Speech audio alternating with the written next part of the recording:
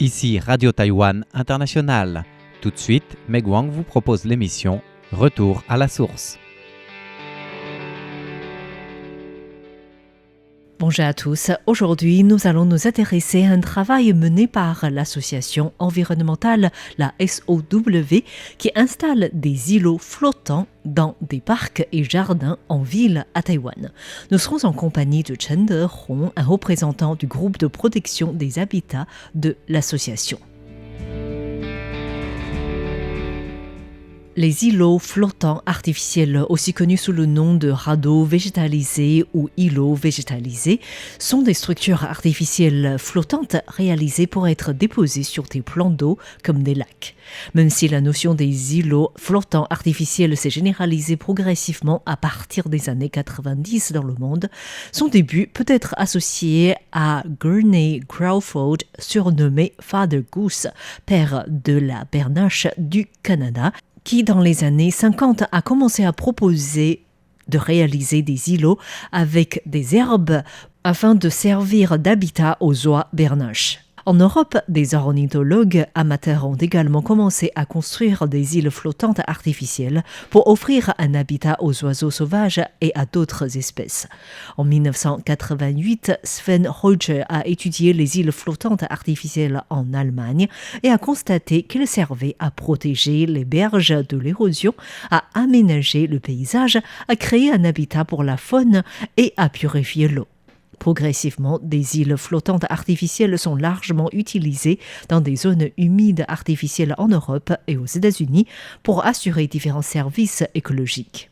Mais à Taïwan, dans un premier temps, les îlots artificiels n'avaient pas vraiment de fonction de l'environnement. En fait, dans le passé, le groupe autochtone des Chao utilisait du bambou pour construire des structures flottantes sur l'eau du lac du Soleil et de la Lune afin d'y planter du riz, créant ainsi une sorte de champ flottant. Ils déposaient également des paniers à poissons sur ces îles flottantes pour attraper les poissons. Donc c'était d'abord une question agricole, donc économique. Le gouvernement taïwanais a commencé à s'intéresser sur ces îles flottantes artificielles en 2014. Et le ministère de l'Agriculture a fait construire la première île flottante artificielle sur le lac Pipa à Taidong, dans le sud-est de Taïwan. Et le suivi a permis de dire que la végétation, tout comme les oiseaux, était de retour. Ce tout premier projet était dirigé par Chen De-hong de l'association la SOW, Society of Wildlife. Au studio de RTI, Chen De-hong nous présente tout d'abord le concept des îles ou îlots flottants. Les îlots flottants existent dans le milieu naturel. Il y en avait, par exemple, au lac du Soleil et de la Lune avant que l'on transforme le lieu en un système d'énergie hydroélectrique. La notion d'îlot flottant écologique est largement déployée de nos jours pour combler l'insuffisance en restauration écologique. Ce travail consiste à imiter les îles flottantes naturelles à travers le tressage de matériaux naturels pour la restauration environnementale, la purification de l'eau ou pour d'autres utilisations d'ingénierie écologique. Et bien sûr, ces îles flottantes artificielles s'inspirent des îles flottantes naturelles créées ou constituées plutôt par le génie de la nature. Des plantes comme les graminées ou de la famille des Cyperacées qui poussent progressivement vers les lieux plus ensoleillés.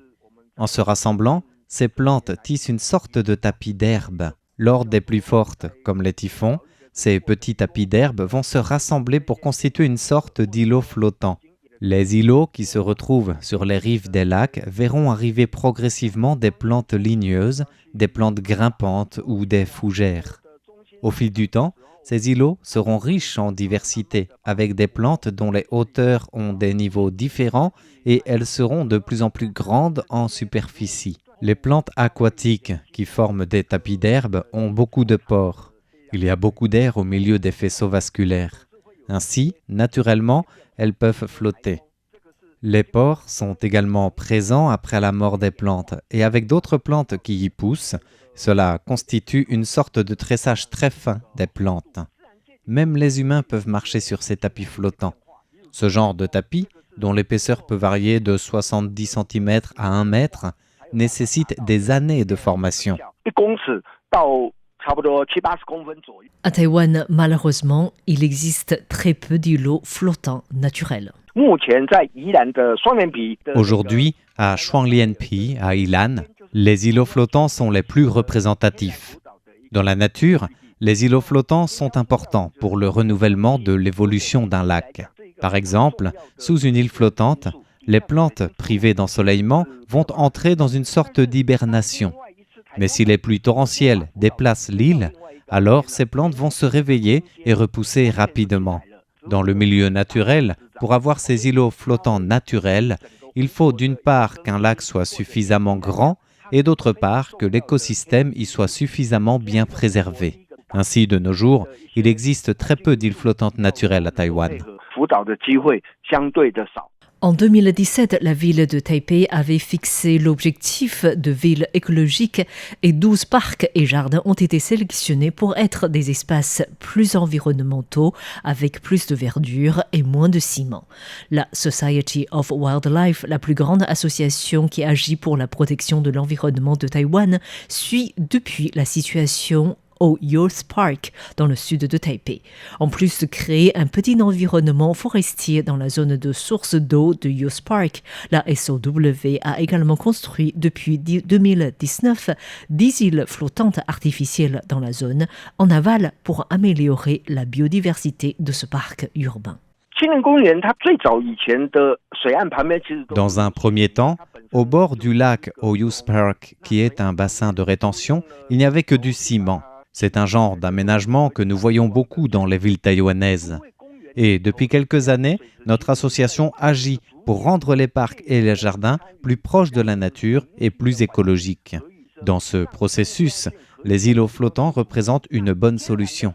Après tout, il est impossible de faire pousser des plantes sur le ciment. Ces îlots flottants artificiels représentent de multiples intérêts pour la nature.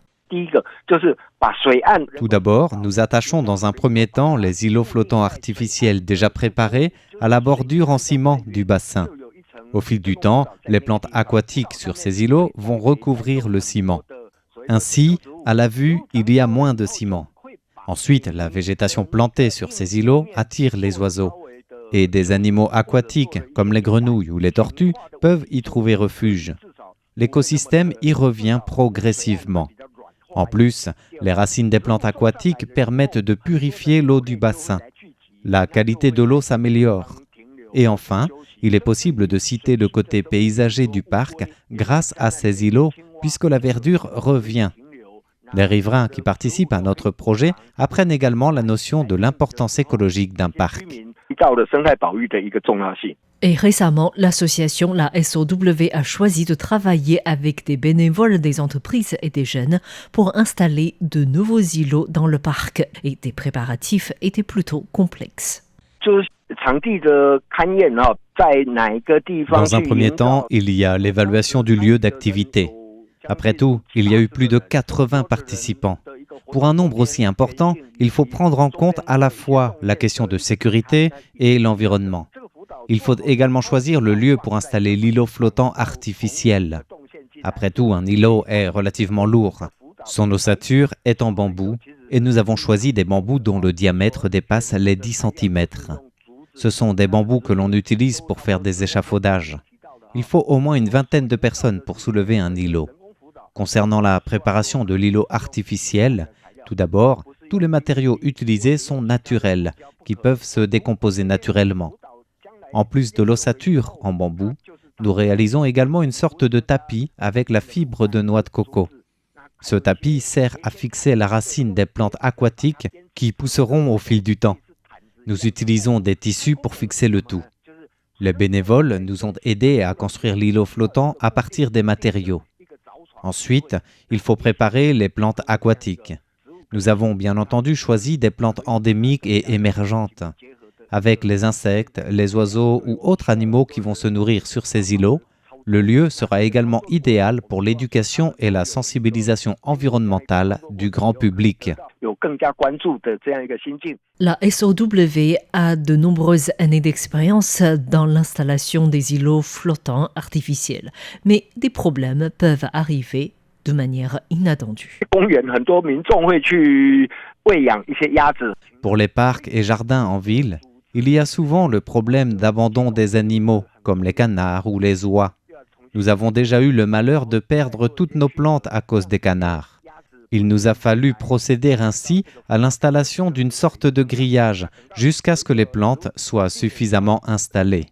Ainsi, les problèmes éventuels des îlots flottants varient en fonction des lieux. 项目都会因地而不同。 Toujours à propos de son travail au Youth Park, la SOW a pour projet de construire une vingtaine d'autres îlots flottants pour que la biodiversité soit bien préservée.